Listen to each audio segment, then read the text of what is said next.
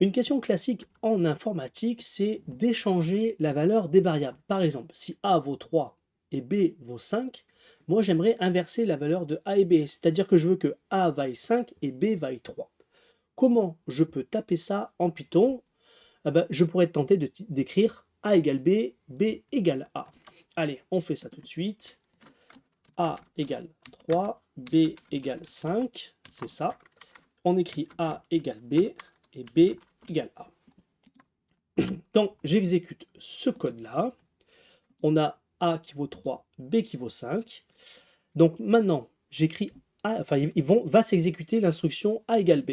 Donc B vaut 5, donc A va valoir 5. Donc après l'exécution de ce code, A vaut 5. Et vous voyez qu'en mémoire, le 3 a complètement disparu puisqu'il n'y a plus aucune variable qui pointe vers 3. Si j'écris maintenant B égale A, donc A vaut 5, donc B vaut 5. À la fin de l'exécution du code, on est à cet état-là, c'est pas ce qu'on voulait, on a perdu le 3 et les deux variables valent 5. Alors, est-ce que vous avez une idée pour résoudre ce genre de problème? En fait, il faut s'inspirer d'un problème de la vie courante qu'on peut illustrer comme ceci. C'est qu'on a deux verres, comment échanger le contenu des deux verres. C'est-à-dire que dans le verre de gauche, je veux la boisson du verre de droite, et dans le verre de droite, je veux la boisson du verre de gauche. La solution est évidente, il faut un troisième verre, bien sûr. Donc ici, par analogie, en fait, il nous faut une troisième variable. Alors, je peux dire ici, avant d'écrire A égale B, c'est-à-dire avant d'effacer la valeur de A dans une variable temporaire, je peux sauvegarder la valeur de la variable A.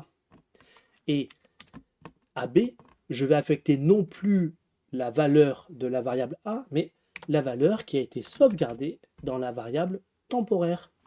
On peut regarder l'exécution de ce code et on voit que A vaut 3, B vaut 5. Ensuite, notre variable temporaire pointe vers 3. Et maintenant, A peut se faire écraser. C'est-à-dire que, comme vous le voyez, A ne vaut plus 3 mais vaut 5. Il pointe vers 5. Et ici, la ligne 6, quand on écrit B égale temp, donc B vaut temp. Temp, qu'est-ce que c'est? C'est le nombre entier 3. Donc B va pointer vers la variable 3, comme ceci. Voilà, à la fin de l'exécution de ce code, A vaut 5, B vaut 3, alors qu'auparavant, A valait 3 et B valait 5. Alors, il y a une méthode plus rapide, plus pythonesque. Donc, c'est une méthode qui existe surtout en Python et pas dans d'autres langages de programmation. C'est une façon un peu rapide d'écrire. C'est d'écrire ceci. A, B égale B, A. Comme ceci. Alors, je l'exécute pour vous montrer que ça fonctionne. A vaut 3, B vaut 5. Et à la fin de la ligne de l'exécution de la ligne 4, hop, on a eu permutation des valeurs.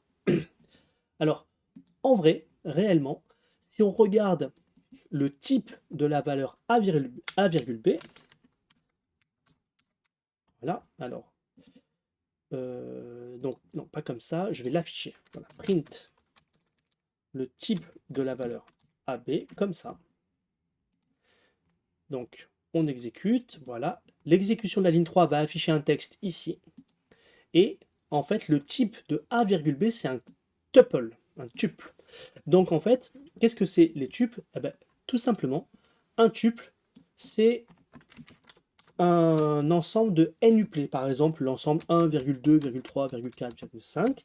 Ce quintuplé, en fait, c'est ce que Python va appeler un tuple.